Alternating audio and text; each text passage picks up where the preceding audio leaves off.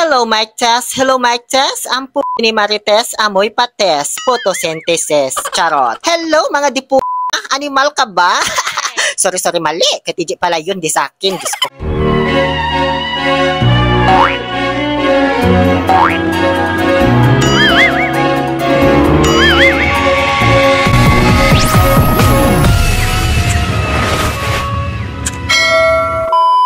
Hello mga impacta, tukmol ka ba?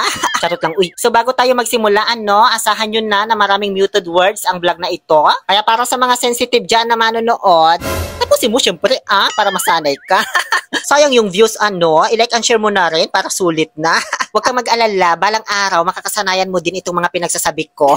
So eto na nga, paalis kami ngayon na Handsome Life. Oo, siya na naman. Ewan ko ba, ba't di na kami nagsawa sa mga pagbumuka namin? Papunta kami ngayon sa Damam Fish Market para maghanap ng isdang tampalpyok na ni minsan hindi ko naman ninais kainin. Gusto ko lamang siyang makita sa personal, mahawakan, amoy-amoyin at tapik-tapikin. Pero never kung kakainin. Ngayon, andito na kami agad. O, syempre, alangan ipakita ko pa yung biyahe, ang layo-layo. So, sa mga hindi nakakaalam, bukod sa Damam Fish Market, kilala din po ito sa tawag na Ramesh. Hindi ko lang alam kung bakit, di ko na ni-research. Bahala na rin kayo mag-search ng location. Anong gusto nyo? Lahat ini-explain? Di naman kasi lahat ng viewers ko nasa Damam, no? Kaya di ko na kailangang ipaliwanag pa. Ano yun, nasa Qatar ka nanonood, luluwas ka pa dito para lang bumili ng isda?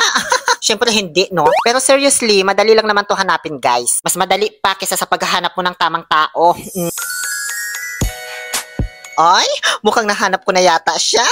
Mamaya babalikan kita ha, iikot-ikot muna ako dito. So ganyan po ang makikita mo sa loob ng fish market na ito. Ayan, may nakikipagtawaran pa Marami ditong tindahan ng isda, malamang fish market nga Alangan magbenta sila dyan ng hollow block, semento, bakal. Ay, anong kinakarapas mo dyan kuya? Parang may tinatago kang malaking galunggong dyan na. Sinaplip pala Diyos ko, ba't pa kita na-videohan? So dito, ayan, nagchichismisan sila kapag walang customer. Kung napapansin ninyo, konti pa lang yung tao kasi maaga-aga kami pumunta dito. Usually kasi, hapon nagpupunta yung mga tao dito para mamalengke. Kung kailan bilasan na ba yung isda, ganun sila dito. Charot. Maganda mamili dito guys kasi sigurado kang fresh yung isda kasi dito po yung bagsakan. Kung nabasa nyo doon sa labas kanina, nakasulat, fish auction. Kaya dito po talaga, ini-auction yung mga fish, ganun ba? Di ko man kasi alam Tagalogin yung auction na yan. Diyos ko, nagigets ko lang ba pero di ko alam i-translate. So ayan din po lahat ng mga klaseng isda na paninda dito. Hindi ko na iisa-isahin pa, basta titigan nyo na lang yung mga yaan kasi hindi ko kabisado pangalan nilang lahat. Hindi kasi ako marunong kumilala ng isda sa totoo lang. Tilapia at bangus lang alam ko talaga. Yung iba natutuhan ko na lang din dito. Ngayon ay bumalik na ako dito sa soulmate ko para magtanong kung may tampalpyok sila. Meron naman pala agad. Diyos ko, ang dali lang pala itong hanapin. So ganun lang yun. Hindi po kami nahirapan ni Handsome Life na maghanap ng tampalpyok na yan. Diyos ko, wala man lang katirel-turel. Ang dali-dali lang palang makita ito sa Saudi. Akala ko pa naman mahihirapan ako. Halos lahat yata ng tindahan dito. Diyos ko, meron silang tampalpyok. 20 realizations per kilo ang bentahan ni Soulmate sa tampalpyok niya kasi hindi na masyadong fresh. Tapos maliliit pa. So, paano ba yan? Maiwan na muna kita, Diyos ko, titig na titig naman sa akin. Bet ko pa naman yung mata niya. Parang young and innocent. Diba? Juicy pa ba? 5 years na kaya akong single. Ngayon, dahil sa sobrang dali lang pala hanapin ang tampalpyok na yan, iba na ang hahanapin ko. Maghahanap ako ng magtatampal sa pisngi ng aking Charot. O, diba? Nakita nyo yon? Parating pa lang ako bigla nang napatayo agad. Sinalubong. Di man ako bibili. Uy, magtatanong lang ako. Akala niya siguro mamimili ako sa mga paninda niya. Isturbuhin lang naman kita dito. Oy, hindi yan yung hinahanap kong tampal sira ulo ka. Masyado naman ang malakiyaan. Warak na. Oy, Diyos ko. Nagets niya kasi yung kaya yan yung tinuro niya. Diyos ko, salmo naman yan. Pero meron din po siyang paninda, guys. Ayun, malalaki siya at kulay puti. Ibig sabihin, tampal ito ng Amerikano. Charot, 25 realizations ang bintahan niya kasi malalaki daw. So, ganun pala yun, nakadepende sa size ang presyo. So, aalis na sana ako, pero up. Oh, diba? Kung makakalabit naman ito, akala mo kung nangangalabit lang ng misis, Parang kalabit ng hindi pinagbigyan ng isang linggo yung naramdaman ko, Ba't mo ko kakalabitin? Di mo man ako asawa? Charot. Nagtanong lang siya, guys, ng Facebook page ko, tsaka YouTube channel, tapos sinubscribe niya at finalo. O, diba? Kasi gusto daw niya makita yung pagmumukha niya. So, ayan, shoutout na lang sa iyo, May paninda din pala dito, guys, na original na galunggong. Ganyan daw po kasi yung totoong galunggong kasi yung iba hindi daw original. Ewan ko ba ba't may paganong-ganon pa silang nalalaman? 25 realizations ang 1 kilo. Ngayon, punta naman tayo dito sa may mga tindahan ng seafoods. So, yung lobster fair lang po talaga ang tinanong ko yung presyo dito. Ano? Kasi mahal ito sa Kubar. Abot ng 60 up to 80 realizations yung isang peraso lang. Diyos ko, ang mahal. Pero nung tinanong ko dito yung WhatsApp nung nagbebenta, WhatsApp talaga. Charot lang, landi ko na naman. Diyos ko. Tinanong ko yung presyo, kaya eto, pakinggan nyo na lang. Nakakapagod mag-voice over. 120, 1 kilo. 1 kilo. How many pieces? 3? 4 piece, 5 piece. 3 pieces. In Kubar, 1 piece, 60 real. 1 piece, 60 real. Aywa. Oh, malinaw naman siguro ano, di ko na kailangang ulitin pa. May napansin pa akong isang paninda nila dito, guys. Yung itlog ng cuttlefish, na-i-vlog ko na to dati, di ba? Nung nagluto ako ng calamares. Binibenta pala nila dito, Diyos ko. So nakakain talaga siya. 10 realizations daw po ang isang kilo. So makihugas muna ako dito ng kamay, ano, kasi sobrang lansa ko na. Ang lansa na nga nung kasarian ko eh. Nalansahan pa yung kamay ko. Diyos ko, ano to, double kill. Charot. So nandito po ngayon sa Dammam Fish Market ang buong team ng Kapuso Mo, Jessica Soho, upang maghanap ng pinaka-trending at pinag-uusapang isda na tinatawag na tampal. 25 po per kilo nito. Ilan po kukunin nyo? Charot? Nagtinda. Kapuso Mo, Jessica Soho. So, ganyan po pala talaga ang itsura ng tampal puke sa malapitan. Ano? Flat na flat talaga siya, kaya siya tinawag na flatfish sa English. Tapos yung mata niya magkadikit, hindi magkabilaan. Ba't ganun, ano? Tapos yung bibig at ngipin niya, parang sa piranha. Ganun lang yung na-observe ko, ha? Tama na, pinagtatampal ko na eh. So, sunod ko naman pong istorbohin ngayon itong si kuya na nagtatrabaho ng maayos. Ano? Sabi ka muna dyan at may gagawin ako. Toto naman siya. Gusto ko kasi i-try maglambat ng tilapia. Kaso di siya pumayag, di man daw ako bibili. Sabi ko, papayag ka, ululunurin ko itong mga isda mo para mamatay silang lahat. Ayun, pumayag naman siya. Charot. So dito guys, maganda mamili ng tilapyang pang-ihaw kasi fresh na fresh, buhay na buhay talaga oh. Pumipitik-pitik pa yan bago iabot sa'yo. 30 yata isang kilo niyan, di ko na maalala. Bala na kayo dyan. Ngayon, proceed naman tayo dito kay Mr. Dax na tendero. Yes, Dax yan. Sure ako 100%. Pero di naman ako kinakabahan sa kanya at ako'y tahimik lang sa umpisa. Kahit di mo ko pilitin. Charot. May paninda rin siya ditong tampal puke, kaso bilasa, hindi na fresh. O, kitang-kita naman, diba? Actually, wala akong planong i-vlog itong tindahan niya kasi pareho lang naman doon sa nauna. Kaso, iba makatitig si kuya sa akin. Diyos ko. Tapos, pinilit niya din talaga ako. Kaya, ayan, sige na nga. Baka kung ano pa gawin mo sa akin. How do you call this one? This is Barracuda. Barakuda. This one? Sherry. How much? 30 real. This one? 32. Yeah, 30 real. This one another talakito. Talakito? This one? White tuna.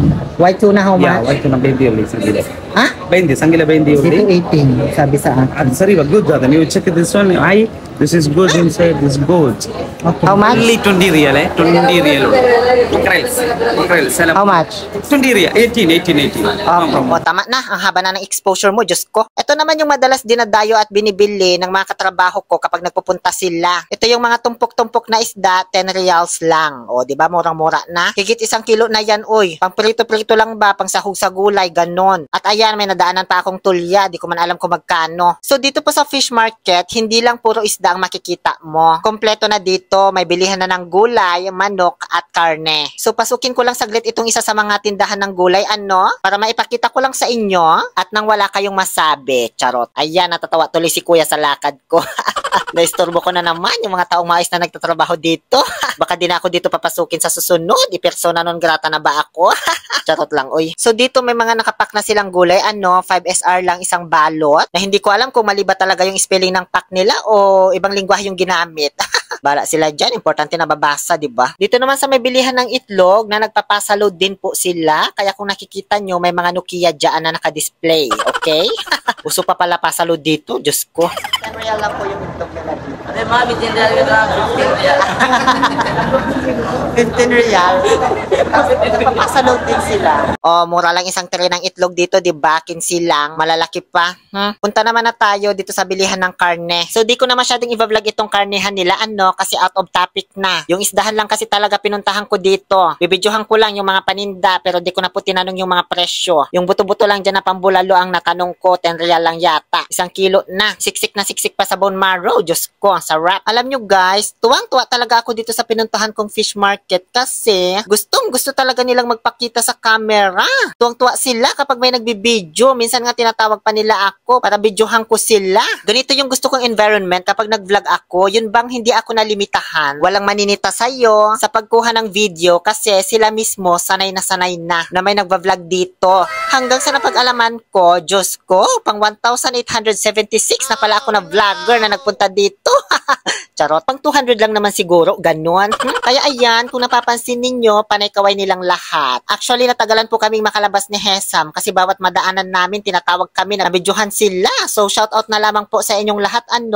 Maraming salamat po sa mainit na pagtanggap. Mainit na pagtanggap talaga. Ano to, mall show? Charot. Hanggang sa tuluyan na po kaming lumabas ni Hesam nang walang bit-bit at binili na kahit ano. Sa totoo lang guys, ang dami ko po talagang gustong bilhin dito. Kasi ang mumura ng mga paninda, lalo na dun sa mga bakahan at isdaan. Kaso, may pupuntahan pa kami kasi after nito. Ito kasi yung nauna talagang pinuntahan namin bago kami dumiretso doon sa Dammam Mountain Park na na-upload ko na nung nakaraan. Yes, yun po talaga ang totoong nangyari. Kaya masisira lang din kapag bumili kami kasi ang init-init doon sa Mountain Park. Bago kami tuluyang umalis dito sa fish market, ay bumili muna kami dito sa labas ng maiinom. Ang binili ko ay yung fresh na sugar cane juice. Yes, yung makikita mong pinipiga pa talaga nila yung tubo. Ganyan no? O, diba? May paninda bang ganyan sa inyo? Wala, diba? Charot. Ewan ko nga lang ba kung tubo ba talaga yung pinapasok niya dyan o tangkay ng kawayan. Ang nipis kasi ng tubo nila dito, Diyos ko. So, ayan na po yung inumin ko. Nilagyan lang nila ng yelo, pero purong tubo extract po yan. Nasa halagang 6 reals lang yata yan or 5. Di ko na matandaan. Basta mura lang. Kay Hesam naman, mango shake yung in-order niya. Na nung tinikman ko, ang asim. Diyos ko, wala man lang katamis-tamis. O, tikman mo tong sa akin. O, di ba mas masarap? O, wag nyo na bigyan ng mali siya yan. Ganyan talaga kami. Sa totoo lang guys, walang biro para na po kami magkapatid nito ni Hesam. Kaya mga chismosa dyan, huwag na kayo magmarites, baka yung nyo mga may patis. Hanggang sa tuluyan na po akong umuwi, pabalik sa Kubar, sakay ng Eastern Region Bus ulit, na kung saan nabighani ako sa kagwapuhan ng driver, Diyos ko. Indonesian siya, kaya hindi ko makausap, pero mukhang Pinoy naman. Pasulyap-sulyap na lang tuloy ako. Ano ba yan? Sana ikaw lagi yung driver sa tuwing magbabasak ko. Para kahit di na ako bumaba at masabi kong I already found the reason to stay. Charot. Hanggang sa makarating na po ako ng tuluyan dito sa Alcobar. Yun lamang po. Maraming salamat sa panonood ninyo at pagsubaybay ng aking Dammam journey. Na dito na natatapos ang huling part. Muli ito po si Oliver Castro na nagsasabing ang taong hindi marunong lumingon sa pinanggalingan ay isang snatcher. O, bahala ka na mag-isip kung bakit.